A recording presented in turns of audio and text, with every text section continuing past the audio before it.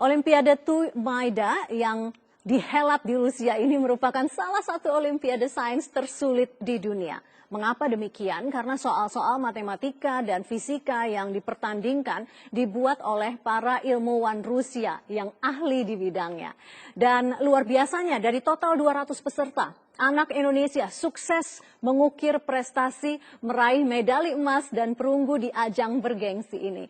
Kami akan mengajak Anda untuk berkenalan langsung dengan para peraih medali. Ada medali emas dan medali perunggu di kompetisi sains berskala internasional tersebut. Dan sudah hadir di studio Newsline, Nathaniel Lukas Kristianto dan Raja Dishafnya Ahadi. Selamat siang, Nathaniel dan Raja. Selamat bergabung di Newsline.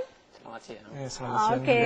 Dan juga turut mendampingi mereka adalah Anton Wardaya. Pak Anton, sebagai tim leader delegasi Indonesia di kompetisi di Rusia, selamat datang ya Pak Anton ya. Ya, terima kasih. Oke. Nah, tapi selamat dulu ya untuk Nathaniel dan juga Raja begitu ya. Ini senyumnya masih tanggung-tanggung begitu ya.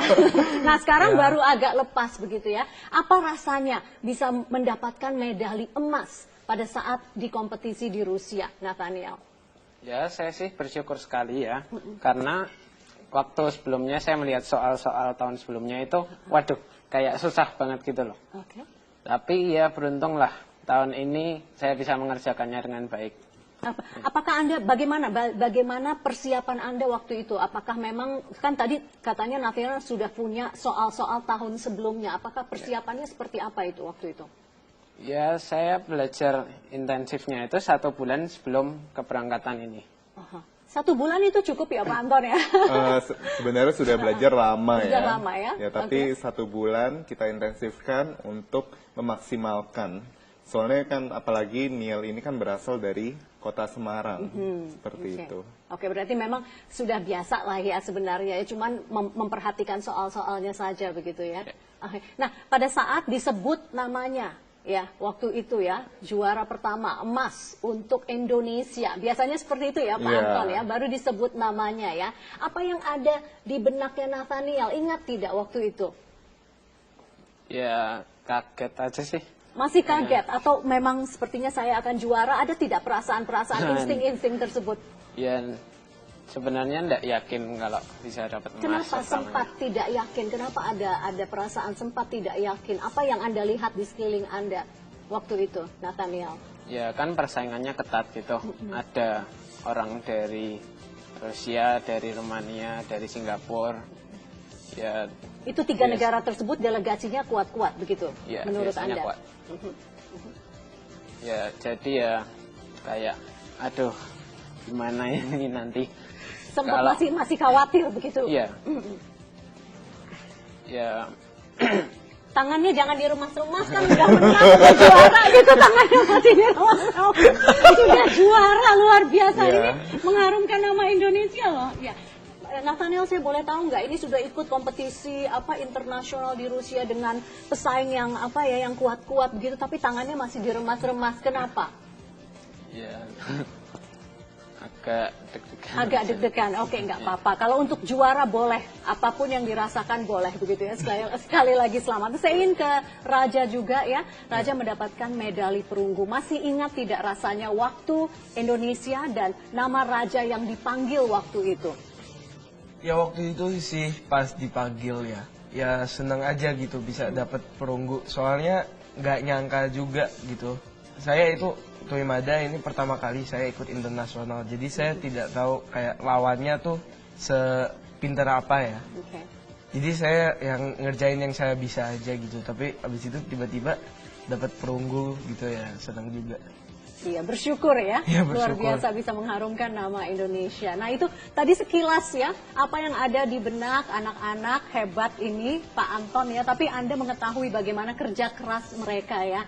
Apa yang mungkin tidak terlihat, tidak terekspos oleh media kalau bicara tentang anak-anak yang berhasil mendapatkan medali dan prestasi di Rusia waktu itu Pak Anton?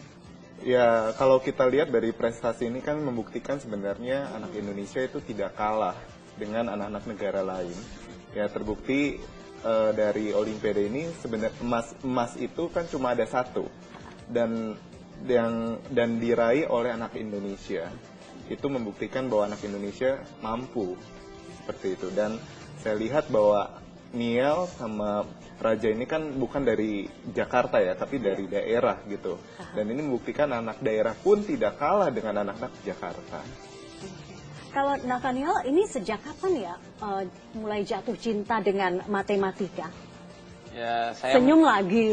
Iya kan, maksudnya Iya. pengen tahu itu sejak apa, memang dari kecil atau bagaimana? Sejak kapan memang suka dengan matematika? Ya, saya dulu waktu SD gitu kan lihat, oh Ini di nilai. Semarang ya? Iya. Iya. SD-nya dari Solo. Oh, dari Solo waktu itu Ah. SD-nya. Kemudian? Ya, mulai lihat, oh nilai matematikanya bagus. Terus dari sekolahnya itu apa mau nyoba gitu, apa dicoba latih gitu biar jadi Juara. bisa. Ya. Mm-mm. Nah, Terus- itu kemudian apa kenapa bisa terus, ini kan sekarang dari kelas 9 mau naik kelas 10 ya. Mm-mm. Nah, itu kenapa? Apa yang menurut Niel yang membedakan kalau mau jadi juara itu memang apa? Mungkin saya ingin tahu apakah belajarnya punya target berapa jam sehari atau bagaimana? Atau makan apa mungkin ya, biar pinter. Ya kalau mau jadi juara itu harus latihan terus gitu. Jadi soal kan ada banyak jenis gitu. Ya harus coba semua. Kalau enggak kan nanti misalnya keluar soal tipe lain jadi bingung gitu mau ngerjainnya Tapi gimana. biasanya berapa lama sih waktu yang didedikasikan oleh Niel gitu kalau untuk belajar matematika? Ada atau dengan tidak ada olimpiade? Ya biasanya kalau sekolah itu mungkin sekitar 1 jam gitu. Kalau Di sekolah? bukan maksudnya kalau Setelah? hari sekolah. Oh, hari sekolah ya? Ya. 1 jam saja begitu cukup? Ya soalnya banyak tugas gitu dari sekolah. Oke. Tapi masih sempat main tidak ya sebagai anak remaja begitu ya? Maksudnya masih sempat tidak apa melakukan hal lain, mungkin ada punya hobi lain begitu? Sempat main tidak? Ya sempet sih. Mainnya apa sih kalau orang pinter kayak Niel ini? Hah? Main apa gitu? Ya masih Sukanya biasalah main apa? main game. Oh, game. Oke. Itu masih ya? Masih Ya. hiburannya itu berarti ya.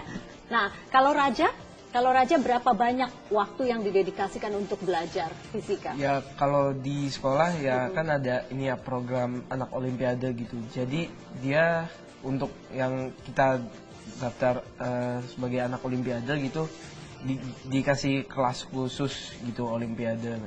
Kalau hari biasa kita itu ya hari Selasa, Rabu sama Kamis dari pulang sekolah sekitar jam 3 sampai jam 5 itu. Jadi setiap minggu Selasa, Rabu, Kamis 2 jam. Sudah terpola ya. Ya. Oke. Kalau Raja sedang rileks ya, tidak ada mungkin tugas, apa yang senang dilakukan? Kalau Niel kan suka main game. Kalau Raja? Ya sama sih ya main game juga. Sama ya, ada semua ya. Ya, tapi Raja mau jadi apa sih nanti kalau sudah selesai semua sekolahnya? Oh, saya sebenarnya pengen jadi game developer. Nah, oke, iya. Kenapa? Kenapa itu menarik untuk Raja? Ya mungkin karena saya suka main game, terus kadang-kadang kalau saya main game di HP itu gamenya suka jelek, jadi saya pengen bikin game yang bagus. Oke, semoga tercapai ya Raja ya. Kalau Niel, apa yang terbayang nanti akan Anda lakukan dalam hidup Anda? Ya sebenarnya saya mikir, oh jadi programmer lumayan juga. Oke.